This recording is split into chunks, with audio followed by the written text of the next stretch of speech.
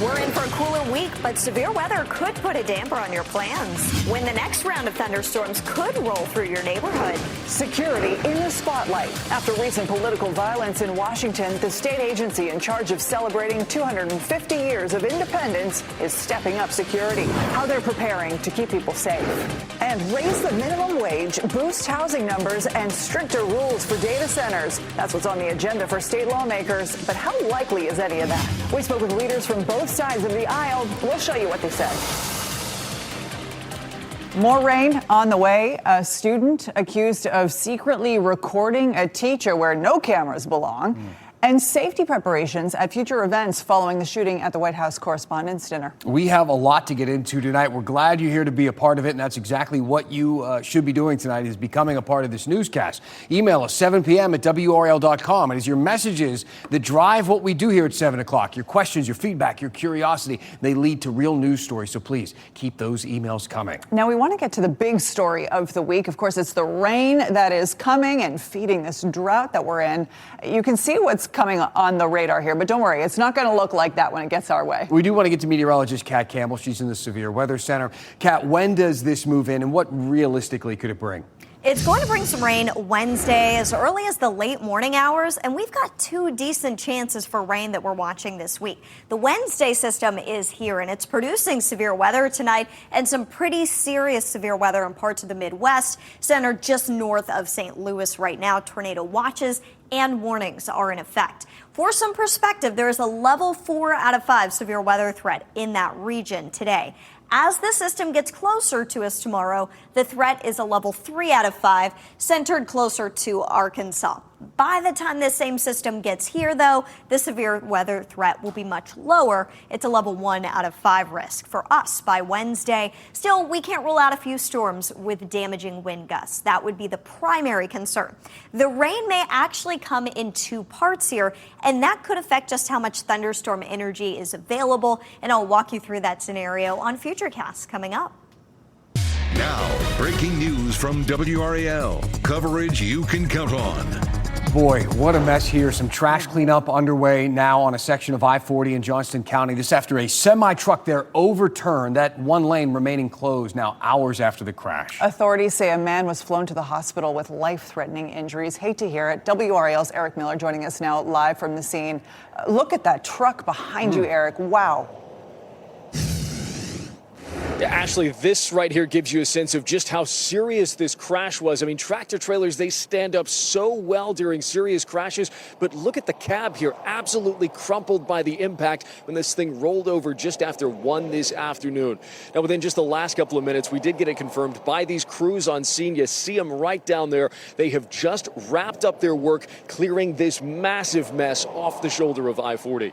You take a look at some of this video from earlier, though, you get a sense of just how big a mess this was. This was a tractor trailer loaded down to the brim with garbage. It rolled over just after 1 this afternoon. It went off the roadway, hit the center guardrail, and then flipped, spilling that trash absolutely everywhere. Crews have taken the last 6 hours to get it loaded up into dumpsters and hauled off of the roadway. Now, we've learned about the driver in this case from State Highway Patrol. They tell us the driver was 69-year-old James Forte. Forte was actually pinned inside the cab here. He was helped first by some bystanders who pulled over, and then by first responders who had to cut him out of this vehicle and then get him loaded onto the helicopter and flown to the hospital. We're told he has serious, potentially life-threatening injuries here tonight. We're working to learn more about his condition at this point. State Highway Patrol says they do not believe that alcohol was a factor and do not think there are going to be any charges in this case. We are still working to learn, though, what exactly was the initial cause, what led this tractor trailer to go off this side of the road. At this point, one lane of I-40 West here in between Newton Grove and Benson does remain shut down, but this lane should be reopening in just the next couple of minutes. In Johnston County, Eric Miller, WRAL News. This is Brian Schrader in the WRAL Live Center, and all new at 7 o'clock. We have learned that the driver has been charged in that awful crash last week in Cumberland County that killed a 2-year-old girl. This was the scene out on Mena Drive in the Grays Creek area. Troopers say that 18-year-old Abanijah Lewis was driving there on Mina Road near Pummel Road when he struck a toy car that a mother was pulling. Her two children were in that car. 2-year-old Cecilia Ballester Martinez and her brother, 4-year-old Alexander, in that car, both injured. Cecilia later died. Alexander was critically injured, flown to UNC Hospital in Chapel Hill. The mother was not physically injured. The driver has been charged with misdemeanor death by vehicle. Just a heartbreaking situation. Thank you, Brian. We want to roll you through some of the headlines from today. These are the big stories, the 5 things you should know right now. We learned the name of the man shot and killed by a Rocky Mount police officer. 39-year-old Michael Williams died. We learned Williams crashed after a chase with officers. He refused to comply, they say, with officers, got out of that car and ran. Williams was later shot and taken to the hospital where he died. Police say Williams had several outstanding felony warrants. A Person County man will spend the rest of his life in prison. Roger Wilkinson pleaded guilty to murdering 80-year-old Nancy Horton. He will face the death penalty. Wilkinson was out on bond when he broke into her home and killed her in 2022. His son was not eligible for the death penalty. He was not or life without parole because he was 16 at the time of the crimes when they were committed. A Wake County student is accused of using his cell phone to record multiple teachers' skirts, and he's due in court tomorrow. 18-year-old Jaden Pompey faces more than a dozen felony charges and 1 misdemeanor for secret peeping. Charges stem from at least 3 separate incidents, including at least one at Wakefield High School. He's no longer enrolled in the school. Raleigh police say 7 kids were detained Saturday night after a disturbance at North Hills. They were eventually picked up by their parents. Video from inside the movie theater show people dancing and singing in the aisles and in front of the movie theater as well. What you're seeing now is TikTok video from outside of the theater. Regal Cinemas at North Hills have been reached out to for comment. We haven't yet heard back from them. North Carolina still ranks toward the bottom nationally in teacher pay. A new report from the National Education Association ranks the state 43rd in average teacher pay and 38th in starting teacher pay. These rankings are about the same as last year. Average teacher pay was about $60,000. Average starting pay was about $45,000.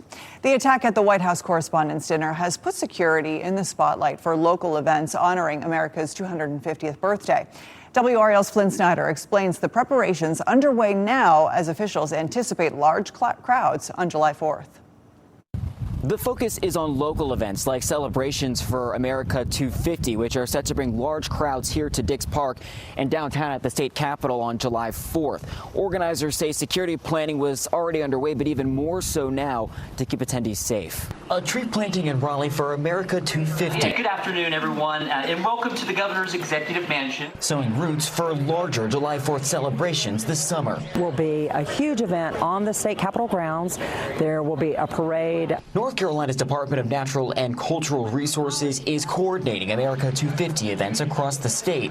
How do you go about just securing these events? Oh, it's a huge priority, yeah, and it's why we start planning very early on, and we bring in all of those agencies that provide security to talk about it and so that they know where events will be. Meanwhile, the city of Raleigh is preparing for large crowds at Dix Park for America 250 celebrations on July 4th. Budget documents reveal the city is spending an additional $500,000 to support the event. That includes safety measures like perimeter fencing and site security. Coordination is the key. Patrick Field is a security consultant.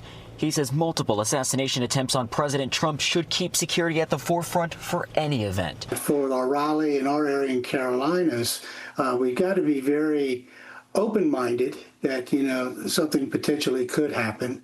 There's always a threat, especially when you have crowds, especially if it's very political. State leaders hope the nonpartisan spirit of America 250 prevails. The beautiful thing about America's 250th is that it is really bringing people together. Raleigh city officials say they can't comment specifically on security plans, but say both police and fire departments are working with state and other agencies to make sure plans are as thorough as possible.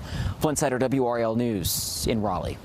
We have a lot more to get to, including 3 bills that could impact you. Coming up, how the new filings could soon play a role in your daily lives, and the worries about whether any of it can be done with bipartisan support. Plus, a new episode of Drought Daily. How come we can't use our sprinklers, but car washes and other businesses can stay open? How come? We get some answers after the break. But first, let's look ahead at some of the news stories that we're keeping an eye on for you this week. A pair of important addresses to Congress this week. Tomorrow, King Charles will be speaking to lawmakers. He and the royal family arrived in D.C. today. They're going to be here all week. Then on Wednesday, Secretary of War Pete Hegseth is expected to speak to Congress. This will be his first public testimony since the war in Iran began. On Thursday, GDP numbers will come out for quarter one of 2026. It's going to give us a good idea of where the U.S. economy is as a whole. And on Friday, thousands of people are expected to rally in downtown Raleigh, pushing for more funding for schools and for better pay for teachers. Many local school districts canceled class on Friday because of this. We're back after this break.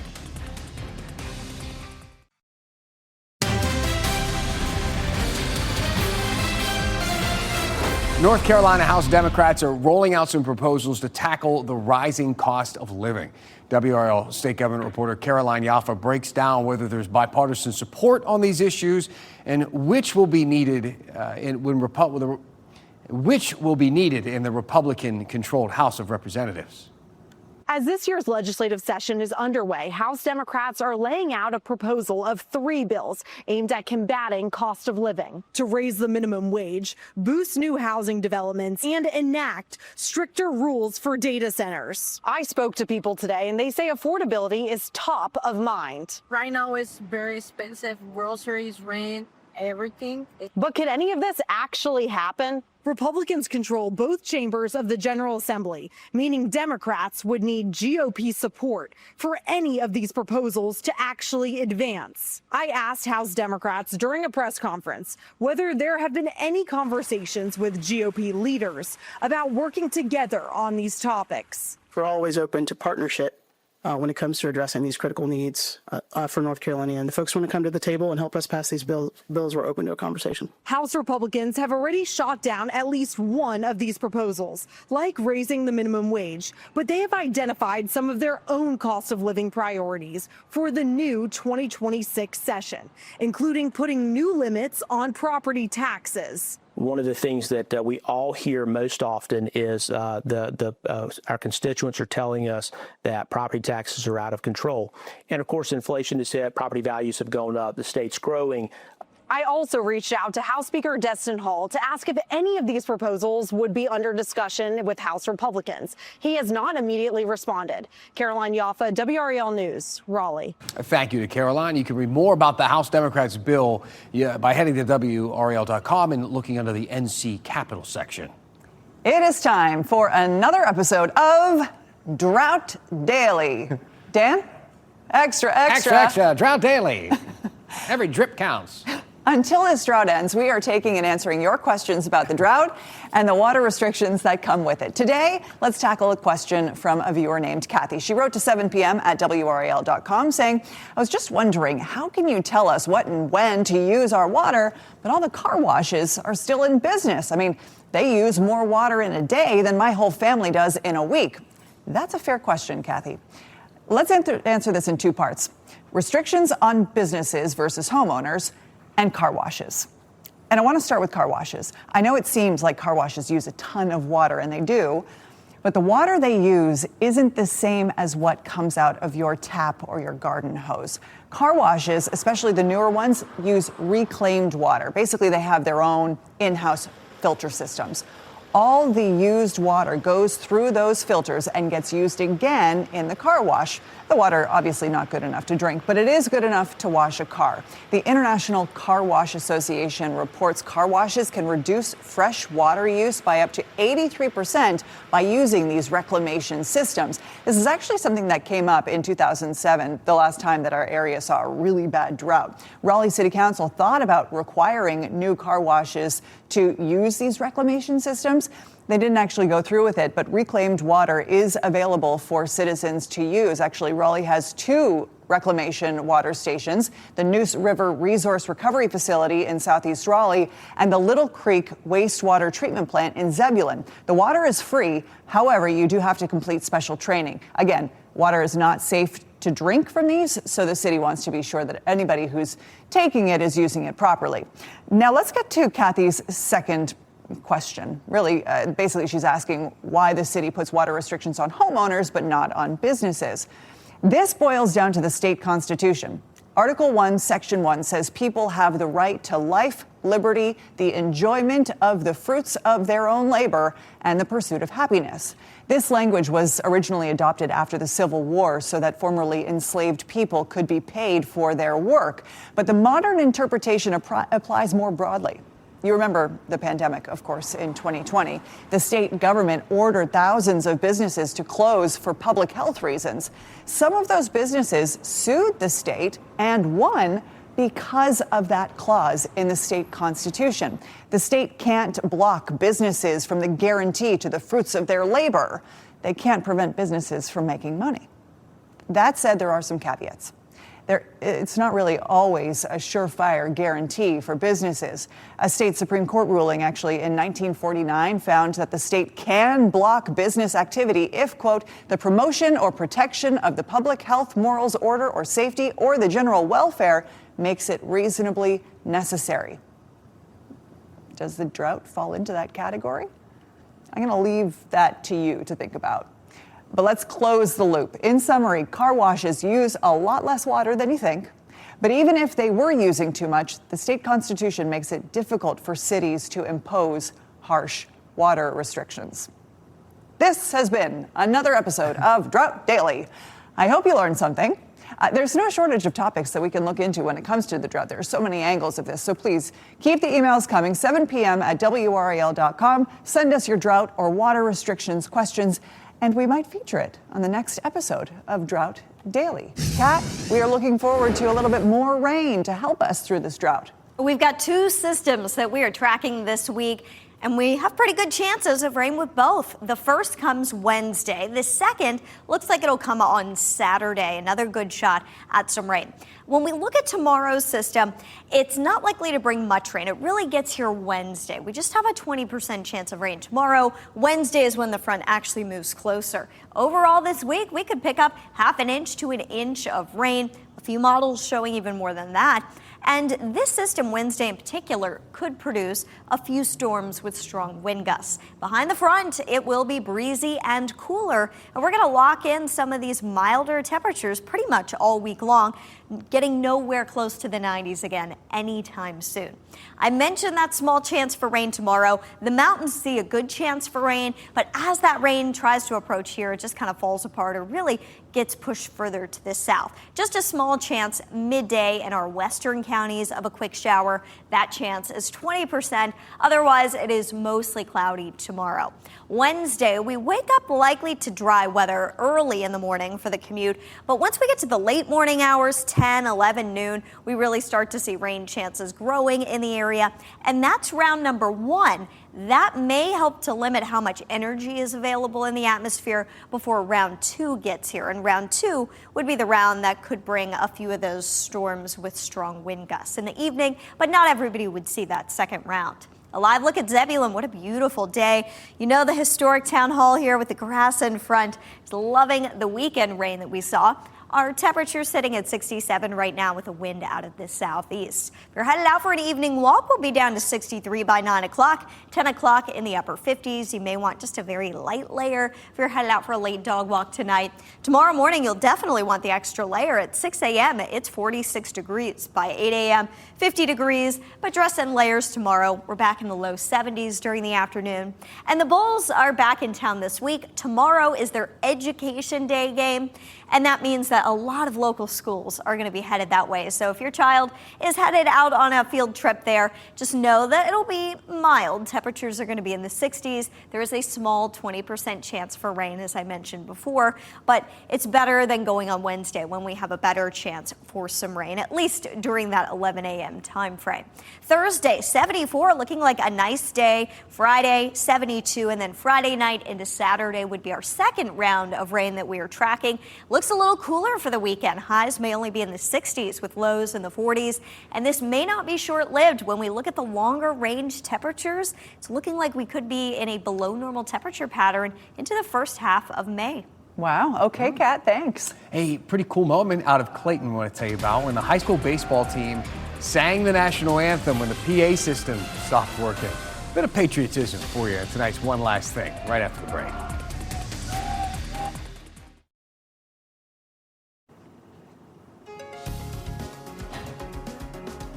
Our one last thing for you tonight before we head out, a little bit of patriotism for you on this Monday.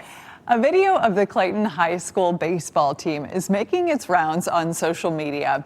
This was during their game on Friday. Both teams lined up on the field for the national anthem, but the PA system was having some technical difficulties. The announcer tried to get the anthem to play, but it wouldn't work, so he just told the teams play ball. But not yet, right? You can't do it just yet. The Clayton High School boys, they weren't about to start the game without the anthem, so they started to sing it on the field themselves.